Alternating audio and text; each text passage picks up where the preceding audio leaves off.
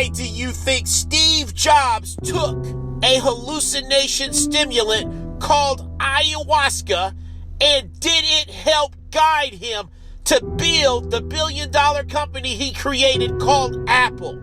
I'll show you how to control your mind on making higher conscious leaps for mental, spiritual, and monetary success, and how to be in the ranks of the Millionaires Club to the Billionaires Elite Club.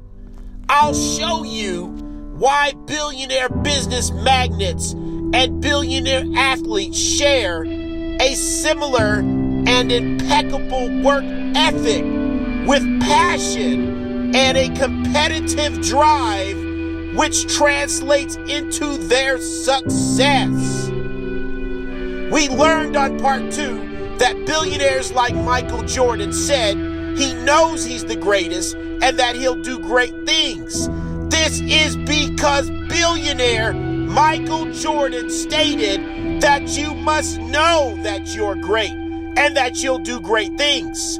This is why the 1% are super wealthy and the 99% are not. This formula includes having real passion with a competitive drive and a whole lot of belief, or better yet, knowing that you're the greatest. Knowing that you're the greatest is a powerful key to manifesting the laws of attraction, both physically, mentally, and spiritually. It starts with a thought, and that frequency mentally transfers energy into the collective consciousness. I believe, or better yet, I know, the human mind has the ability to use his or her mind to get what he or she wants. Time magazine interviewed a guy named Michael POLLAN about the healing powers of ayahuasca. I believe ayahuasca, hallucination, or DMT, is another way to stimulate these dormant abilities within the human mind. But being a drug, you still have to be careful if you choose to take this route. But there are proven results of people like billionaire Steve Jobs, who used ayahuasca to help guide him to build a billion-dollar company. The true key is the power of your mind, and that you really don't need any drug stimulants to stimulate your mind. The first step is simple. You just need to believe, or better yet, know that you are the greatest with real passion and real conviction, because it can't be fake passion. It needs to be real.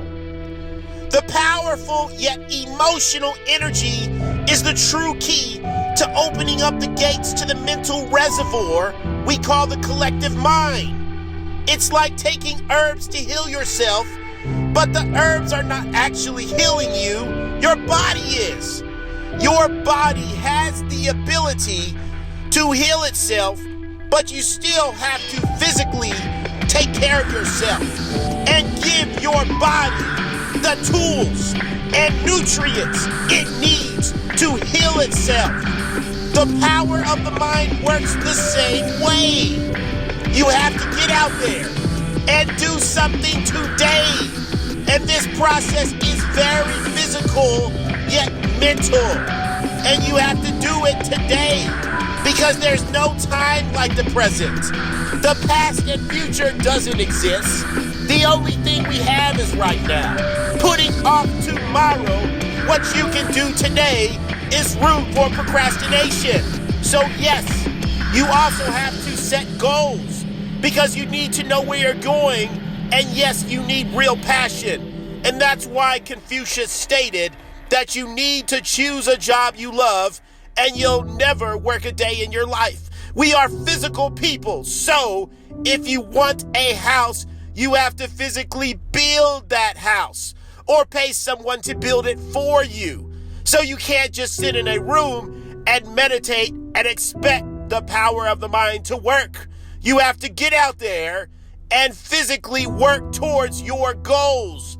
But the real power of the mind will move you in the right direction to your success, because the universe is mental, and putting those thoughts into the universe is a powerful tool. So it's a combination of using your mind, using your body, and your soul.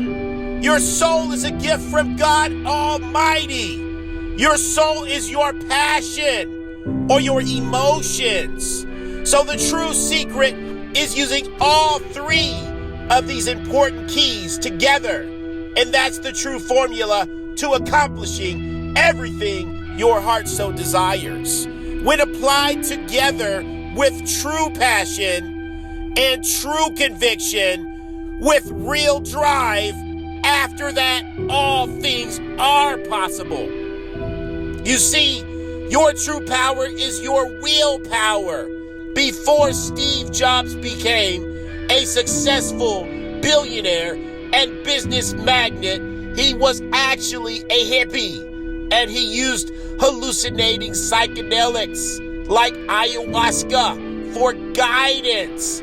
Don't believe me? Research it for yourself, and you'll see he was very interested in using ayahuasca for wisdom and guidance. So Steve Jobs went overseas to a shaman who gave him a hallucinating drug called ayahuasca for wisdom and for guidance. Shamans had practiced psychedelic hallucinating ritualistic rituals for thousands of years, and new research is showing patterns are happening in the brain that's affecting your consciousness.